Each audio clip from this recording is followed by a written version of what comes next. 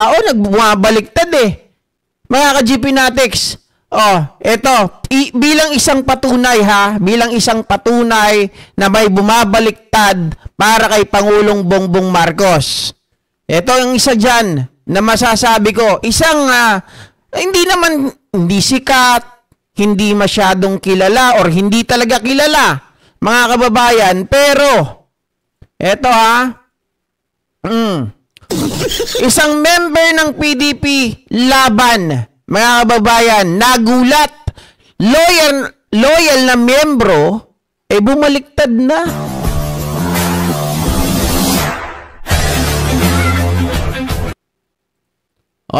Isa pong mga kababayan member ng PDP laban ang nakita kahapon na nanguna po para ipagtanggol ang ating Pangulong Bongbong Marcos Jr. Ito ay isang malinaw na katibayan. Alam nyo ba nung nakita ko tong video na to, dahil sabi ko kahapon pupunta tayo doon, kaya lang wala tayong maparadahan ng motor, mga ka-GP. Ang ginawa ko, umikot na lang kami. Sa iba na kami napunta. Ngayon, etong taong to ay binabash. Sabi nila, hindi raw ito mukhang galing sa Sulu. Hindi raw po ito, mga kababayan, isang Muslim. Okay, hindi daw. Pero atin po munang panoorin kung ano po, paano sinuportahan ng mga taong ito si PBBM kahapon.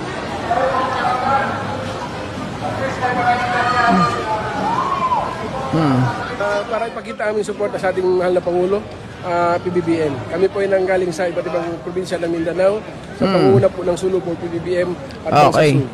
Kami po ay taga Basilan, yung iba po ay taga Maguindanao, Lanao at ibang sektor po. So ito, sir, ay isang pro-BBM demonstration? Opo. Hindi lang po ito. No, it is siguro mga 5 times. Kaya ngayon lang kami naging busy. Ma'am Annabelle. Sumasama kami yung grupo namin. Kaya lang ngayon, nagsarili kami para supportuhan. Kasi nakikita namin yung pagre-resign, mababaw yun. Mababaw na dahilan. So against po kayo sa sa mga panawagan na mag-resign ng hintayin na lang nila ang election ng 2028 para malaman natin kung sino. Tapos na naman ang kanyang panunungkulan sa 2028. At least that time, election na, alam natin kung sino susunod na Pangulo. Sir, pero anong masasabi niyo dun sa mga, marami yung sentimiento dahil daw sa corruption? May napansin ba kayo sa kanya kung paano siya manalita, mga ka-GP Natics? Yan ang pag-uusapan natin mamaya, kung paano siya manalita sa gobyerno. Lahat naman, kahit saan ka magpunta. Ganun lang naman talaga, kahit sino. Lahat tao lang naman tayo nagkakabalik. Meron po ba, sir, mga grupo na nag-udyok sa inyo na mag-organisa ngayong araw? Nakikita lang namin sa aking sa aking katang-isip lang, naisip ko na si PBBM noon pa, na nakikita po sa mga grupo, wala pong direktang sumusuporta sa kanya. Kaya po ngayon ginawa namin, supportan siya. Kahit yung mga kawayan, ako ang nagbili. Yung mga iba, sabi. Okay, mga kababayan, di ba maliwanag? Pumunta sila dyan, galing ng Basilan, para suportahan ang Pangulong Bongbong Marcos. Pero tinuligsa po yan. Kasi nga yung kanyang pananalita ay talagang pure Tagalog, di ba? Kung galing ng Basilan, masasabi mo parang, uy, peke nga. Di ba? Kasi yan, mga ka-GP Natics, tingnan nyo tong sinasabi dito. Taga-Sulu kami, solid Duterte kami, hindi yan taga-Sulu. Manggagamit lang yan, sabi nila. Ayan yung comment mismo. Hindi raw taga-Sulu si tatay. Ang problema, mga kababayan, ang PDP laban, naglabas mismo ng katibayan na si tatay ay isang taga-Basilan. O baka sabihin nyo, ang Basilan ay hindi Sulu. Kasi ginugol ko dito, mga kababayan, yung sabi rito, Basilan, officially the province of Basilan is an island province of the Philippines located primarily in the Bangsamoro Autonomous Region. Basilan Island is the largest and the northernmost of the major island of Sulu, mga kababayan. Okay, so yung sinasabi nyo, hindi yung Basilan ay o yung Sulu, mga kababayan, Basilan, kahit anong gawin ninyo, talagang hindi nyo madedebunk ito. Kasi, ito, lumabas mismo, galing sa kanila, anong sabi ng PDP Laban, mga kababayan? Nakakabahala po ang isang kasama natin sa PDP Laban, PDDS na si Omar Akbar. Pangalan pa lang, Omar Akbar. Mga kababayan, Mutamad or Joy from Basilan, bumaliktad na, hindi ko alam kung bakit, sabi ni Princess Zarin Alvarez. Okay? Sabi niya, hindi ko alam kung anak to ni, ni, bahala na, daming Alvarez dyan eh. Kaya ngayon po, sa araw na ito, pinuputol na namin na hindi siya kasali sa grupo namin bilang Duterte Diehard Supporters Region 9. Mga kababayan, ayun siya oh. Nakita niyo yung picture? Ayan oh. Siya yun oh. Oh. So paano niyo sasabihin na hindi po taga Basilan, hindi taga Sulu si Omar Akbar? Na peke daw ito kasi yung pananalita niya pure Tagalog. Eh di pahiya kayo dito. Ibig sabihin mga ka-JP Natics, hindi lang malalaking tao ang bumabaliktad dahil hindi nila matibag si Pangulong Bongbong Marcos, maging ang mga nasa baba. Ha? Yung mga taong ito, oh, kita nyo? Imbis na manawagan na pababain si Pangulo, nanawagan na ipagtanggol ang Pangulo, yun kasi ang tama. 'Di ba? Hayaan natin matapos yung termino niya. Hayaan natin, mga kababayan, kasi maayos naman ang Pangulo, hindi naman siya, wala naman kayong katibayan na korap yung Pangulo natin eh. Wala rin kayong katibayan na adik ang Pangulo natin. Bakit ba gigil na gigil kayo? Di ba? Oh.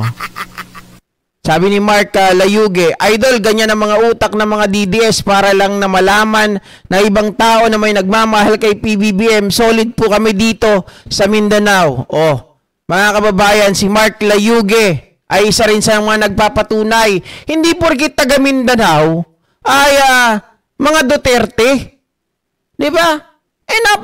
Napaka-Muslim ang tono ng salita niya, Sir John. Opo, may tono. Kaya lang, mga kababayan, eto nga 'di ba, dun sa comment kanina ay hindi daw po siya taga Sulu. Nagpapanggap lang daw. Kasi kung iisipin mo, kung hindi mo papakinggan maigi, sasabihin mo talaga na Tagalog, na nanggaling lang dito sa Luzon, hindi nanggaling sa Mindanao. 'Di ba? Mga kababayan, yun ang pangalan pa lang, Omar Akbar eh. Oh. Yun mismo yung sinabi ni Princess Zarin Alvarez. Si Omar Akbar, mga kababayan, hindi may itatanggi. Oh. Educated ang mga taga-Basilan at Hulo, maraming tausug na may pinag-aralan. Yan, tama po. Hindi porket mga kababayan taga Mindanao ay wala nang alam. In fact, marami ako nung nagpunta ako ng tawag dito, mga kababayan ng Mindanao.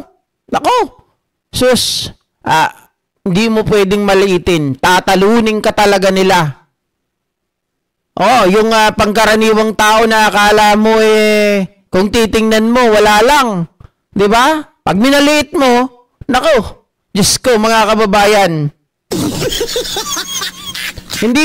Pero hindi pa rin pwedeng magtiwala sa mga yan. Mga traidor yung mga yan at nagsisinungaling na baliktaran ang mga ugali, mga Duterte, mga salot sa Pilipinas. Yes, of course. Pag kila Panelo, hindi tayo pwede magtiwala. Di ba? Oh.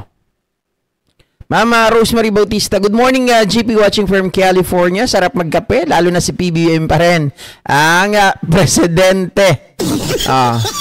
Halata naman kasi na Muslim siya. Pero marami pang mga post kahapon, hindi lang yung nakita natin. Marami pa talaga ang nagsasabi na hindi daw yan Muslim, hindi raw yan taga Basilan, hindi raw yan taga Sulu. mga ka-GP Natics. Yan ang pinapakalat ng mga DDS. Kasi nga, ang target nila, gusto nilang paniwalain na ang Mindanao is solid Duterte. Yan ang gusto nilang sabihin. Kalokohan. Kalokohan. Eh yung mga Kastilyo lang nakakilala ko sa Mindanao Mga Ilocano mga kababayan. Taga Mindanao, hindi naman solid Duterte, mga PBBM supporter. Pero nagpunta kami doon, nagkagulutan kami, magkaka-apelyedo kami, tapos mga Ilocano. Hindi, sabi nila nag-migrate kasi kami dito during yung mga magulang namin. Pero mga Ilocano, mga kababayan, makikita mo magkakasing kulay kami. Mabuti nga pumuti na ako ng konti 'Di ba? Hindi kagaya dati talagang laging nasa kalye, talagang sobrang itim buti bumalik-balik na yung kutis porcelana ko. Kutis porcelana, may ganon. 'Di ba? Ginugulo lang po ng mga DDS sa mga isip ng mga tao. Kala nila walang nagmamahal kay PBBM dito sa amin sa Mindanao. Solid po kami dito sa Mindanao. Baka naman magaling magsalita ng Tagalog. Don't underestimate ang mga basilan. Tama. Mahirap ng pagkatiwala ng mga balimbing at mga hunyango. Hindi na yan Alam niyo si Panelo, mga kababayan, dati yung abogado ng mga Marcos. 'Di ba? Ni Apulakay pa, bumaliktad. Palagay ko, hindi na dapat talaga pagkatiwalaan niya. Mama Irene Santiago, ang mga DDS nakakampi ng kadiliman at korupsyon, kaya gusto nila matigil ang investigasyon sa kapwa nila, buhaya. Ayun si Carl Rem. Taga Mindanao, Bukidnon ako, GP Ilocano ako, solid PBBM kami. Kita nyo na mga kababayan? Di nagpapatotoo na marami nga talaga doon. Hindi porket sinabing Mindanao o taga Mindanao ay pro Duterte lahat. 'Di ba? Mas magaling pa siyang magtagalog sa mga Duterte kasi siya nag-aral. Yung mga Duterte parang alam nyo na nakuha sa fraternity. Bakit kanyo mga kababayan? Naalala ko. Ito pa. Naalala ko kasi sabi nila dati, ito daw si BP Sara, nagtataka sila bakit abogado pa talaga yan. 'Di ba? Yan ang pag-usapan natin mga kababayan. Attorney Claire, sinimplehang banatan si BP. Hindi raw sila